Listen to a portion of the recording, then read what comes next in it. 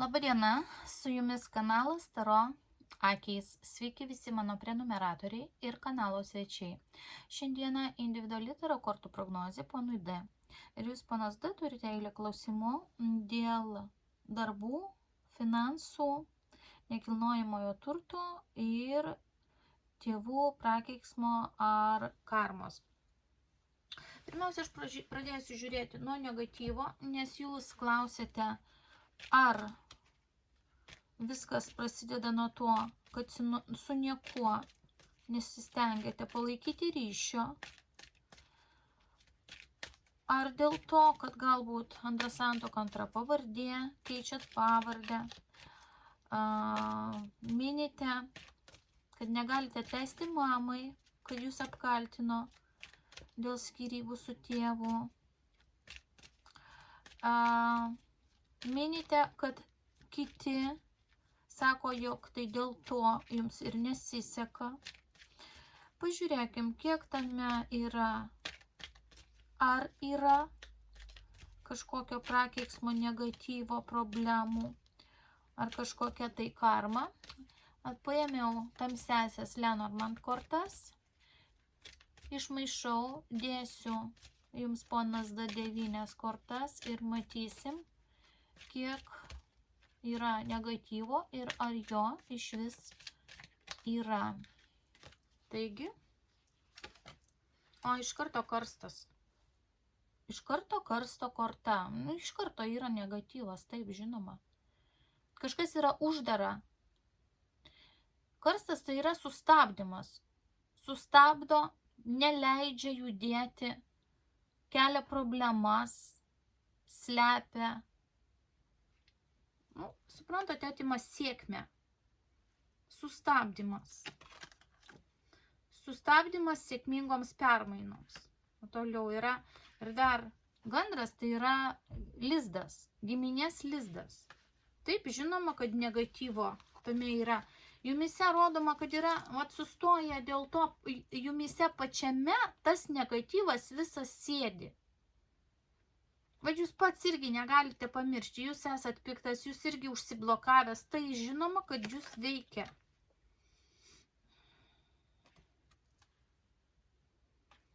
Ir tai veikia ne tik jūs vieną, tai veikia dar ir tą aplinką, kuri yra aplink. Tai yra jūsų šeima, jūsų vaikai, jūsų draugai, jūsų mylimos moterys, su kuriuom jūs gyvenote, mėginote kurti santykius.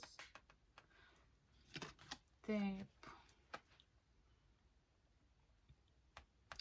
Šuns korta, kaip pėdsakais. Kaip pėdsakais sektų paskui jūs tas negatyvas. Prisirišimas to negatyvo. Viduje jų rodo lokį, kažkokią stiprybę. Dažnai lokis rodo vyresnį, stipresnį žmogų. Jūs pats mėginate būti labai tvirtas, bet tas negatyvas žinoma, kad jūs pasiveja. Ir kartais lokis rodo vyresnę kartą. Tai gali būti jūsų mama, tai gali būti jūsų tėvai. O šalia esantis šuo, jisai yra vis tiek prisirišęs. Jūs kraujo ryšiu esate, jūs atrodo, žinot, iš karto rodo, kad jūs mėginate kažkur pabėgti nuo to. O jums nuo to pabėgti nėra kur. Kitų tėvų nėra, kitų giminių nėra, kito kraujo ryšio nėra. Vis tiek tai jumise sėdi. Šalia moteris. Tai gali būti, šalia lokio stiprybės, ašgi sakau, gali būti mama. Gali būti. Gali būti šiaip jūsų mylima kažkokia tai moteris, kuria, kaip sakau, per aplinką. Jūs veikia negatyvas, po to jūs veikiate savo aplinką. Matau, griūna santokos, nesisekas, kažkur stabdžiai, viso tai sėdi. Dar 3 kortos, mėnulis, motiniška korta. Taip, tas negatyvas yra, toks yra negatyvas. Ir tas vienišumo jausmas, bokštas, atsiskyrimas nuo visų, jis veikia. Dar viena korta, raktas. Ir tai yra sprendimo raktas, tai yra atsakymas. Tai yra į daug atsakymas. Kas jums taip sako, kad jūs nebendraujat su mama, negalite atleisti, nebendraujat su giminaičiais, broliais. Žinot, šitai labai irgi veikia kaip karma ir kaip negatyvas ir jums blokuoja daugą. Daugą blokuoja. tai yra vienas iš sprendimo raktų ir raktas kaip atsakymas. Kad čia slypi dalis atsakymų. Jūs užblokuodamas savo giminę, artimuosius, laikydamas šitą tokį pyktį, kur pats sakote, negaliu atleisti.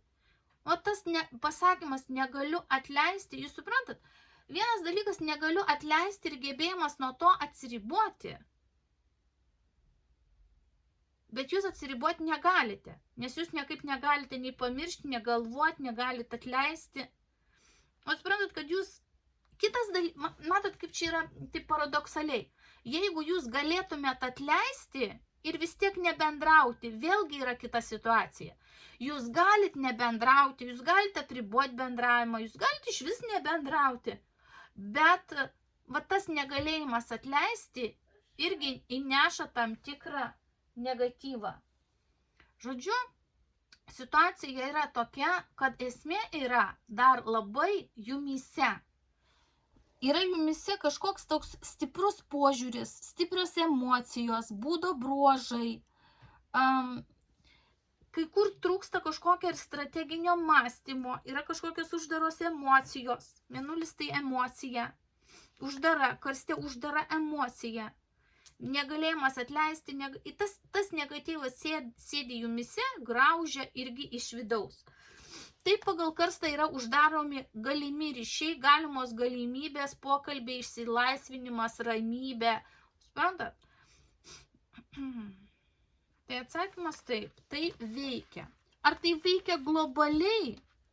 Bet iš karto nėra matyti. Ar tai veikia jūs globaliai, ar tai veikia, sakykime, kaip kažkokie procentaliai tie dalykai. Galbūt tai yra viena iš sudedamųjų dalių, kas jums nesiseka. Nebūtinai tai yra vienintelė priežastis, tai gali būti viena iš priežasčių. Viena iš priežasčių. Taip.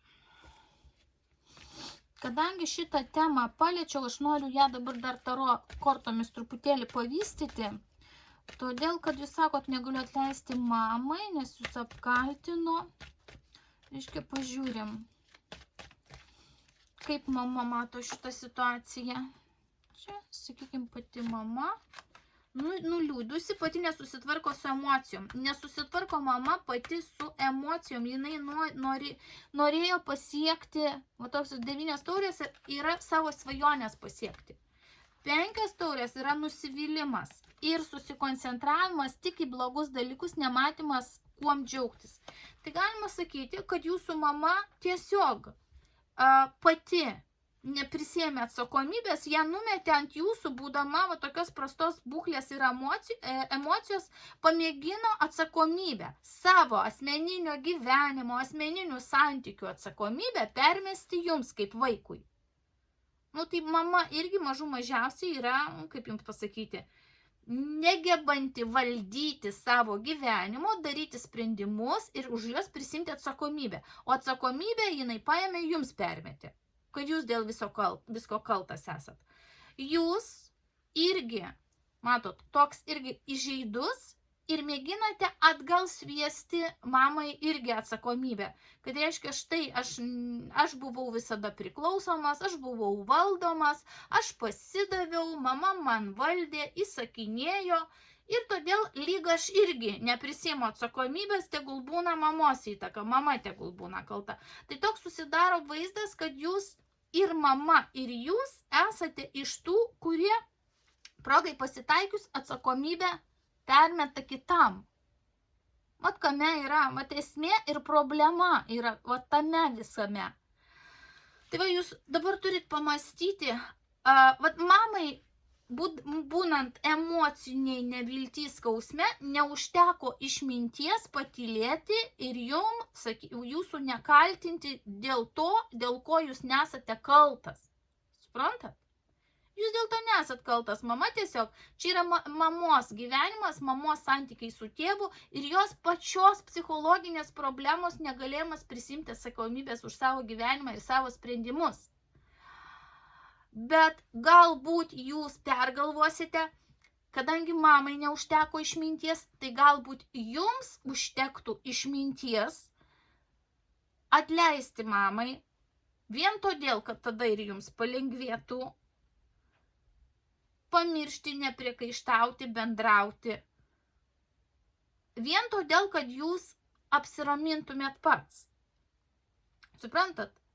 Dar čia nėra atsakymas, ar jums nuo to bus geriau, kad jūs bendrausit, bet kad palengvės ir kad jūs pirmasis išmintingas žingsnis žengtumėt, jūs pats savim galbūt labiau didžiuotumėtės. Kad aš visada sakau, santykių problemuose kaltas yra tas, kas vyresnis. Žinoma, kad jūsų mama jūsų santykiuose yra kalta ir jinai turėtų ieškoti kelių ryšiui su jumis. Bet turit suvokti, kad jūsų mamai išminties neužteko. Tai galbūt jūs tos išminties iš kažkur tos stiprybės gausite, nebepykti ant jos, kažkaip suprasti ją ir mėginti nusimesti tą savo vidinį skausmą. Pas jūs vis tiek sėdi tas vidinis skausmas. Tokie yra momentai. Toliau, gali būti, kad jūsų mama užsiima tam tikromis emocinėm manipuliacijom. Suprantat? Galbūt jūsų mama yra toks emocinis manipuliatorius, kurios rolę jūs irgi dalinai mokėjote perimti. Ir jūs dabar irgi toks ir įžeidus esate. Ir, suprantat. O toks galbūt Čia kortas yra, kad nereikia gyventi jums, kodėl ir žiūrėjom nesiseka. Kad jūs lyg gyvenate iš principo nebendrausiu, nes negaliu atleisti, iš principo nedarysiu, iš ambicijų, iš principo iš įsižeidimo, o iš tikrųjų reikėtų jums kitaip strategiją statyti. Tokio nėra pas jūs strategijos, nėra strateginio mąstymo, emocijos.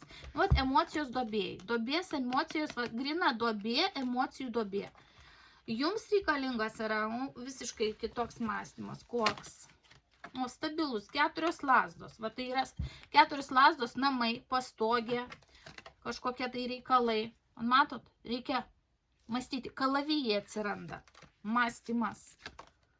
Kalavijai virš galvos. Mąstymas, kur judėti, kur energiją dėti. Aiškumo ieškoti. Šeima. Šeima, pinigai, hierarchija. Suprantat, kaip čia dar yra? Kad jūs turite, kaip aš sakau, ne dėl principų ir emocijų, o dėl viską daryti iš racionalumo. O čia saulės korta, finansinė giminės korta. Iš racionalumo. Jūs turite apgalvoti, ką tas bendravimas man duos. Emocijas padėjus į šoną. Gal aš pabendrausiu su broliais, giminaičiais, pusbroliais, gal tai man duos kažkokių patarimų, gal duos komandą, gal duos nukreipimo, gal duos, suprantat, kokią nors bendrą darbą, gal turėsiu daugiau savų žmonių, palaikymui, pasitarimui, pagalbai, aš jiem padėsiu, jie man padės, aš juos proteguosiu, jie mane proteguos, gal darbą kokį padės susirasti, gal kur jeigu reiks priglaus, dar kažkokį. Tokie visokie dalykai, suprantat, dabar gaunasi, kad jums tas viskas yra užblokuota. Tai nereiškia, nesupraskit klaidingai, tai nereiškia, kad kortos liepia, eikit, bendraukit su to, bendraukit su to, bendraukit su to. Galbūt ir nereikia bendrauti, bet jūs turite tai išsiaiškinti ir pats savo atsakyti tą klausimą. Ar jums yra reikalingas, naudingas kažkoks racionalus bendravimas? Ką jums tai įneš? Gal jums iš tikrųjų duos tas naudos? Jeigu jūs principų savo iš šoną padėsit, nervingumą padėsit, emocijas padėsit, ambicijas padėsit, ambicijas padėsit iš šoną, ar jums tas bendravimas duos kažkokios nors apčiopiamos realios naudos? Jeigu jums duos naudos, tai žinoma, kad jums turite padėti iš šoną emocijas ir ambicijas ir mąstyti pradėti strategiškai, o ne remiantis emocijom, nes jums niekada kaip karstas iškrito. Jūs viskas užblokuota bus, jei jūs taip toliau darysite. Kada žmonės viską pasiekia, ypač verslininkai, tenai kažkokie tokie vadovai, kodėl jie pasiekia? Todėl, kad jie turi strateginį mąstymą. Net jie veikia ne pagal planą, o pagal strategiją. Pagalvokit apie tai. Pas jūs nėra strategijos. Pas jūs yra blaškymasis, mėtymasis. Taip, dabar judam prie prie jūsų svarbaus klausimo. Ar jums likti tame pačiame darbe? Klausėt, o galbūt jums vykti į kitą šalį, o gal jums reikia suinvestuoti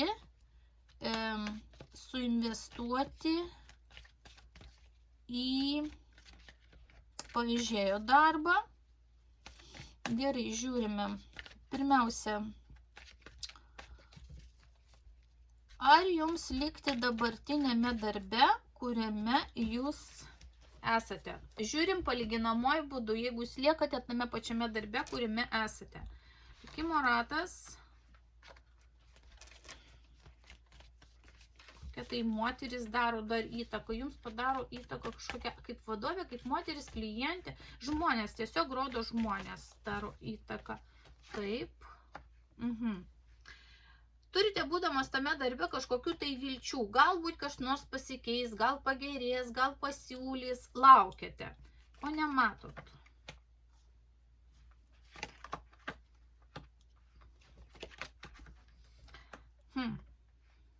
Kad kažkokių svajonių susitarimų nebus. Jūs norėtumėt, bet jie ar tai netokie bus, ar tai nepavyks.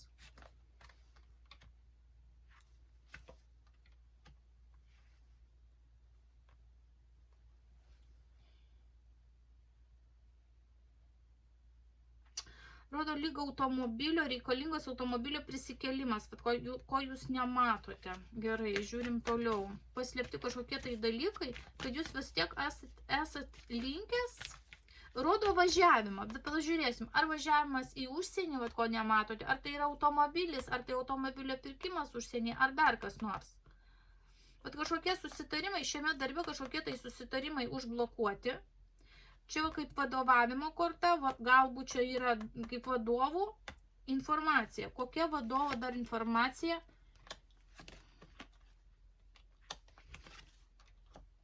Žinot, kažką ribos ir atidėlios. Šiame darbe galbūt vadovai norės netgi, kad jūs dirbtumėte toliau tame darbe, kuriame esate. Ir jums kažką, o čia yra dvi iliuzinės kortos, kažką žadės. Nu palauk, bus permainos, bus kažkas geriau, dar kažkas. Gali būti ir taip, gali būti jums žadėti. Ir pagal šitas dvi kortas, kurios yra čia, matosi, kad pasikeitimai maksimum, kiek gali būti pasikeitimai šiame darbe, tai yra 30–40%, nedaugiau. Maždaug apie 60–70% tos svajonės šiame darbe jums nesipildys. Maždaug 30–40% galite kažko pasiekti, ko jūs norite pasiekti. Bet didžioji dalis nepasikeis ir nesipildys, taip ir liks iliuzijomis šiame darbe. Čia nėra nei blogai, nei kažkokia katastrofa, tiesiog jūsų lūkesčiai yra kažkokie norai didesni šiame darbe, negu jie gali pildytis.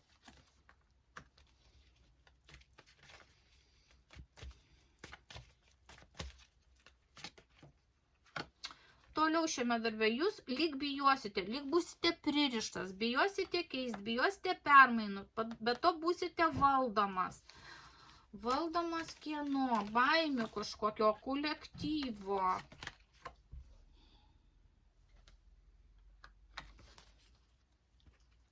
Šiaip žmonės darys šiame darbe kaip ir daro dabar ir darys toliau kažkokią jums gan stiprią įtaką. Jūs pats tikitės kažkokio gero malonaus pasiūlymo šiame darbe, kaip kiti. Kiti pakeis jums planus, jums vis tiek planai keisis, jūs suplanuosit vieną, vilsitės vieno, o planus reikės keisti, planai bus sugriauti. Viltis ir baimės, kad galima stabiliai dirbti taip, kaip dirbate dabar, kuo viskas baigsis, kad jūs būsite o tokiam vis tiek planavime. Bijosit išeiti, bet būsit lyg ne tame darbe, o mintimis kažkur kitur. Nuolat dirbsit toliau pririštas prie šito darbo, su žmonėm, kolektyvu, su vadovais, su viskuom, tikėsitės, vilsitės, bet mintis ir planai bus kažkur kitur. Kažką dar daryti. Va tokie bus planai pas jūs. Ir tokia atmosfera dirbant dabartiniam darbe. Nesimatote, ar didelių pinigų prieaugimo, ar kažkiek. Tiesa, kortas aš žiūriu ne ilgiau, kaip maždaug plius minus iki 3 metų, ne ilgiau. Dabar kas toliau? Ar jums vykti, dirbti į kitą šalį?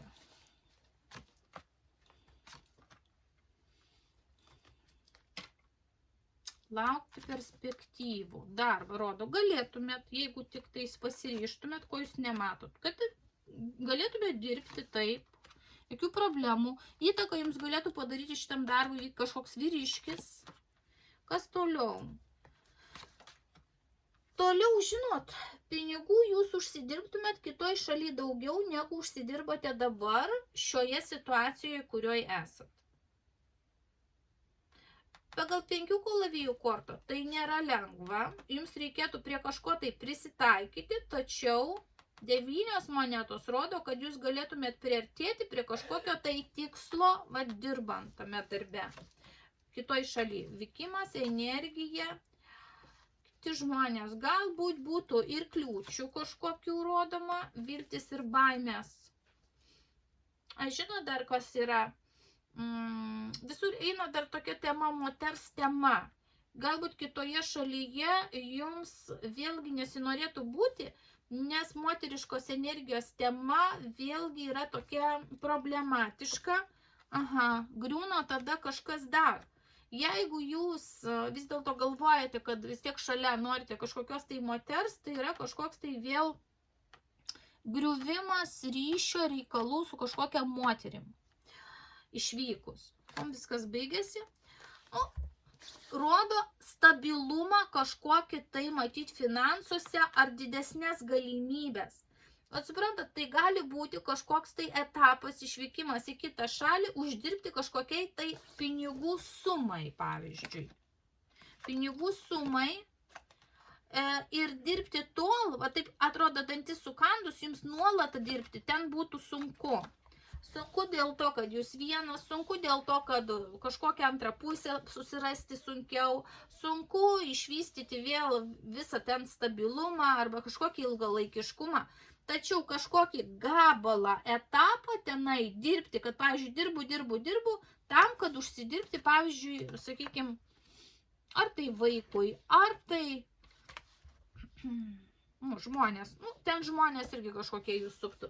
Žodžiu, ar tai užsidirbti, kaip sakote, automobiliui tam tikram, kurio reikia, ar kažkokiam įnašui dėl nekilnojamojo turto. Tai va, toks planas, jis nėra blogas. Ilgalaikiam išvykimui tai rodo jums kančią, sunkumą, kad jūs pats dantis sukandęs nenorėtumėt dirbti ten, pavyzdžiui, labai ilgai. Tačiau jeigu tai būtų pusmetis, sakykime, kažkiek, 8 mėnesiai ten, kažkoks va toks laiko gabalas, per kurį jūs galite užsidirbti pinigų kažkokiam tai, sakykime, startui. Tai variantas nėra prastas tikrai. Toliau žiūriu, klausėte, ar investuoti, kaip jūs sakote, automobilį, dar pirkti šitam papildomam darbui, ar pirkti automobilį papildomam darbui. Planas. tą planą jūs turite turėti savo rankose, bet čia yra magas. Aš pats. Čia yra aš pats tą darau, be bankų. Aš pats. Judėjimas, energija, planai, neblogi planai, bet jie nebus tokie greitai vykdomi, kaip jūs norite, jeigu tai jūs pats.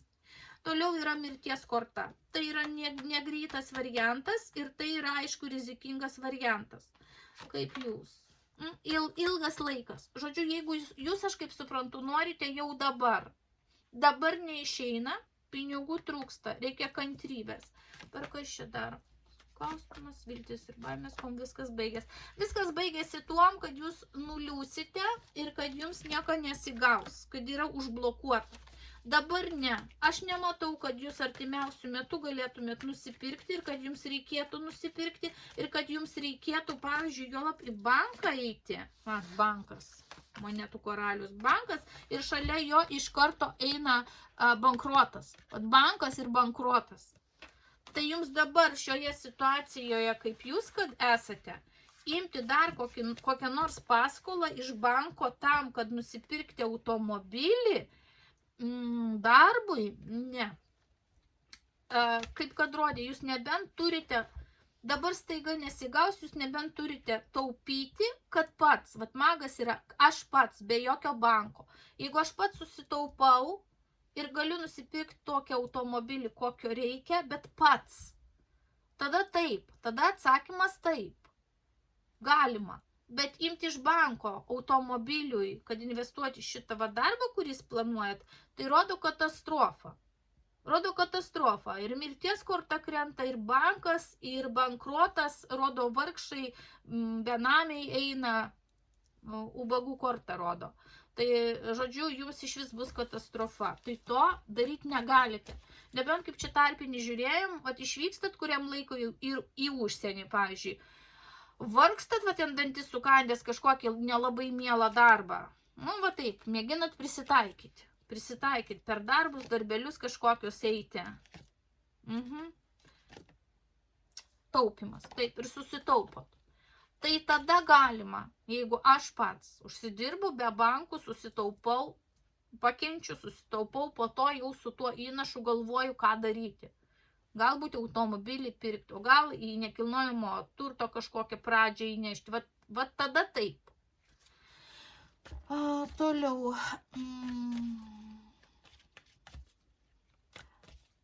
Klausėte dėl nekilnojamojo turto. Ar įsigysite nekilnojamojo turto?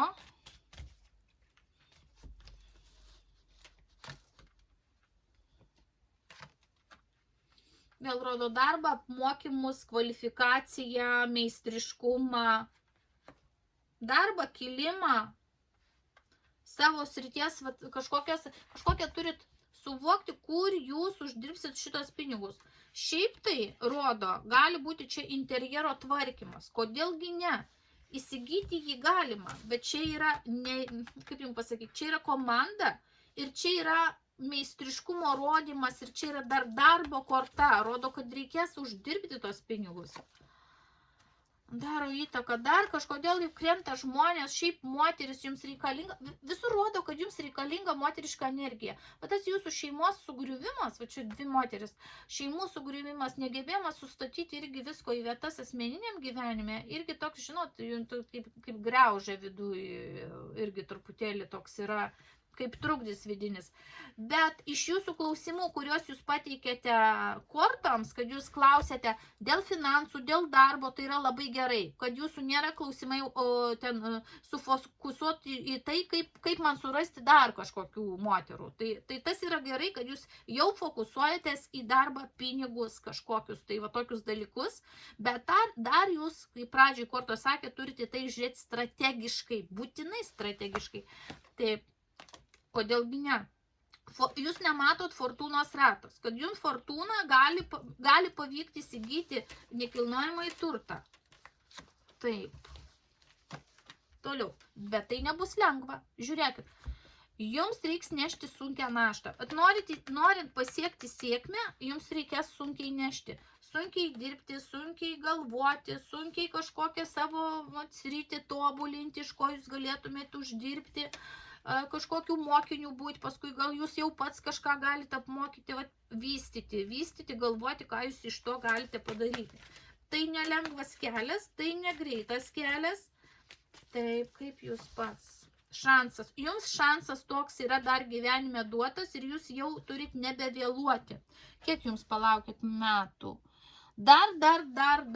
Jau dabar labai gerai, kad susigrėbėsite, kad jums reikia kažką daryti su jūsų finansiniais dalykais.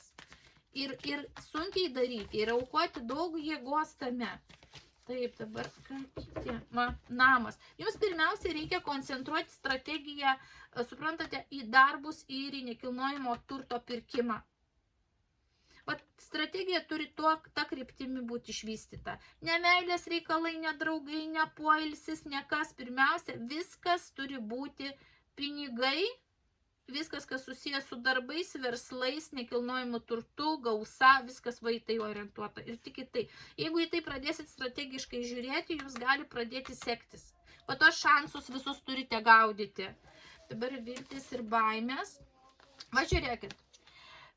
Viltis ir baimės krenta mirties korta. Vat kažkodėl jums antrą kartą krenta mirties korta.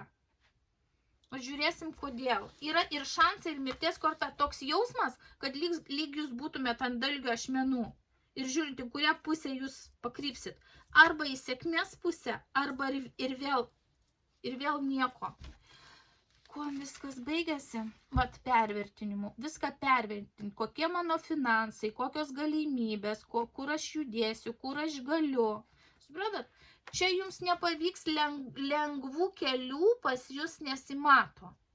Pas jūs matosi, vat, kaip sako, įkvėpiau oro, paneriu ir kažkokį tai laiką nematau nei dienos, nei nakties, nei valandų, nei metų laikų nesusigaudau, darau, ariu, varau.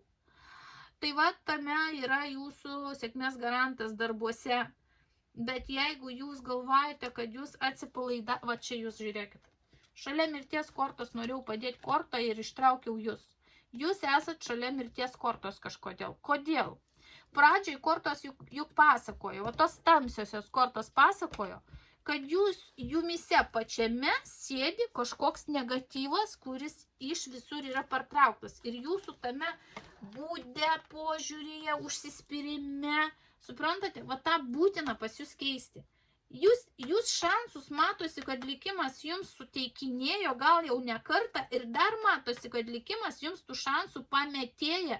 Jūs puikus, dar jaunas, stiprus, perspektyvus vyras. Bet jūs kažkur pats padarote stabdžius. Jūs pats nepasinaudojat galimybėmi. Vat, ir čia jūsų vieta yra. Kaip jums šansas, vienas geriausių kortų, jums šansas bus duotas. Šansas bus duotas ir įsigyti savo namus galimybę. Bet jūs turite tai strategiškai žiūrėti. Ir čia nematomas fortūnos ratas. Jūs kažkaip tai kažkokių tai šansų neišnaudojat, arba juos sugadinat, arba jūs pats savo gyvenimą pats savo gyvenimą kažkur pakreipėt ne taip. Tai va, grįžtu prie pradinio taško.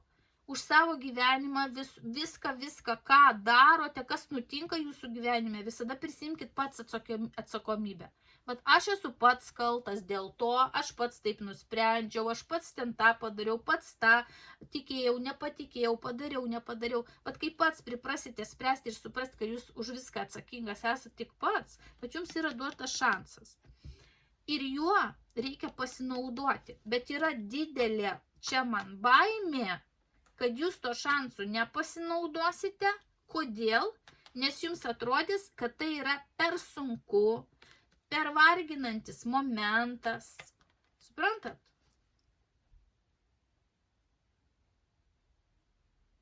Toks jausmas, kad jūs tikitės, kad kažkaip tai paprasčiau, lengviau viskas susidėlios. Paprasčiau, lengviau nesusidėlios.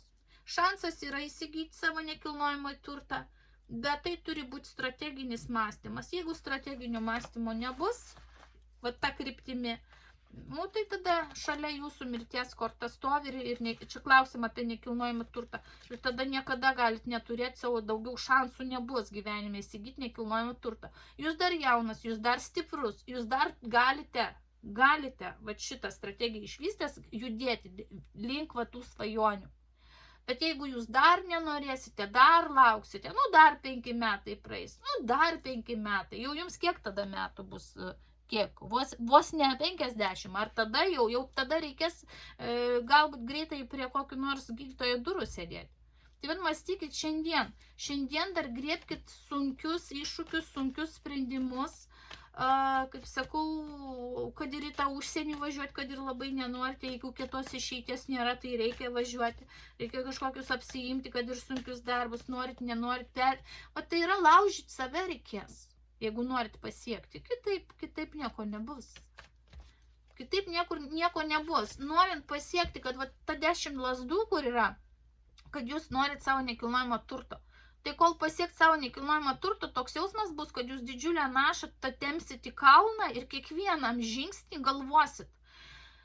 Vaje, gal man jau mest viską. bet gaila mest, jau pradėjau, jau kažką padariau, tempsiu toliau, suprantat? O toks jausmas jūs visada persekios, norint pasiekti va tą nekilnojamo turto turėjimą.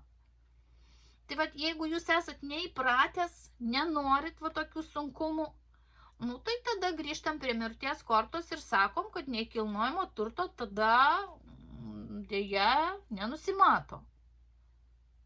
Arba dideli sunkumai, strateginis mąstymas, judėjimas tą kryptimį, kiek be kainuotų jėgų, laiko, sveikatos, visko, ką be reikėtų paaukoti, aš link to judu. Arba tada atsisakau šitos svajonės, nusimetu tą naštą ir tada lengvai gyvenu, bet tada ir negalvoju, kad apie jokį nekilnojamą turtą nuosavą. Tokie momentai. Ir pabaigai.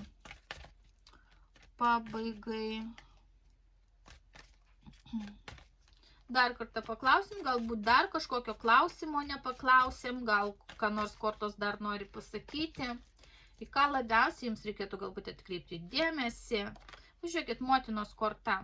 Motinos korta tai yra imperatorienės korta, tai yra jūsų mama, tai yra jūsų vaiko vaikų mama, tai yra moteris, moteriškumas. Vat pažiūrėkit, kaip jums yra su moteriškom energijom, nes jums irgi kortos rodo, reikia moters,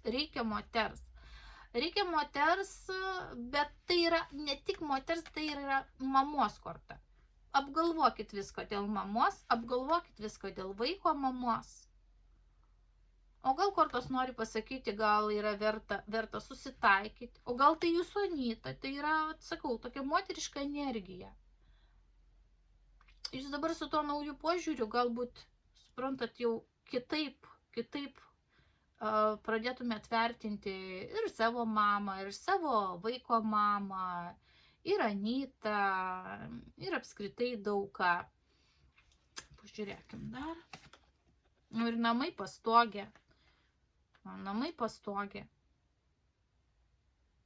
Apmastykit, jeigu yra bent menkiausias šansas grįžti ir vėl gyventi kartu su vaiko mama, tai būtų gerai.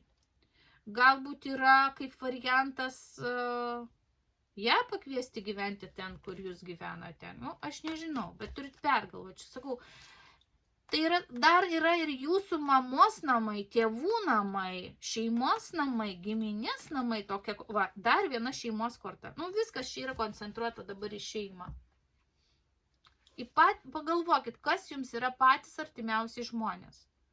Aišku, tai yra jūsų vaikas, aišku, tai yra jūsų mama, aišku, tai yra ten vaiko mama, aišku, tai yra giminaičiai, jūsų kraujo ryšys. Tokia jūsų mama, toks tas kraujo ryšys, tokie jie yra, jūs negalit jų pasirinkti, tai yra jums išbandymas, jūs turite suvokti, kad tai duota jums, tai jūsų. Ir atmesti to nereikėtų. Vis dėlto pergalvokit, va čia yra šeimos korta, šeimos giminės korta. Čia yra motiniškos energijos korta. Čia yra galbūt jūsų vaikystės namai, tėvų namai, jūsų pastogė. Pagalvokit. Kaip jūs sakėt, ir pats galvojate, o ką paliksiu vaikui, o kaip vaikas augs. Taip, jūs nieko brangiau neturit. Kaip vaiką, kaip moterį, kuri pagimdė jums tą vaiką, kaip moterį, kuri jūs pagimdė. Juk jūs galite mamai atleisti vien todėl jau, kad jūs gyvenate šiam pasaulyje. Kad mama ten skausme pati nesusitvarko su emocijom ir mėgina permesti ten jums tą kaltę. Nu, susikaupkit, nurykit, ženkit tą žingsnį, atleiskit ir pačiam jums geriau bus. Tai to aš jums labai linkiu. Apkabinu, linkiu teisingų sprendimų ir pasirinkimų ir su jumis buvo kanalas Taro akys.